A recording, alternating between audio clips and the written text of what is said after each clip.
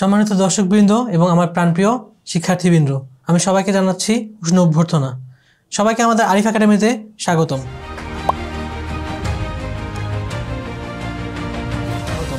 আমি ডক্টর জোবায়ের মাহমুদ জয়। আমি তোমাদের বায়োলজি ক্লাস নিব। আজকে আমরা যে বিষয়ে আলোচনা করব সেটি হচ্ছে শ্বসন। তাহলে আমাদের আজকের টপিক হচ্ছে শ্বসন। তাহলে আমরা প্রথমে জানতে হবে শ্বসন কাকে বলে। শ্বসন কাকে বলে? শ্বসন হচ্ছে একটি প্রক্রিয়া যার মাধ্যমে একটি জীবিত সত্তা তার পরিবেশের মধ্যে প্রধানত অক্সিজেন এবং কার্বন ডাইঅক্সাইডের আদান প্রদান ঘটায়। তাহলে কিসের মধ্যে আদান প্রদানটা ঘটে?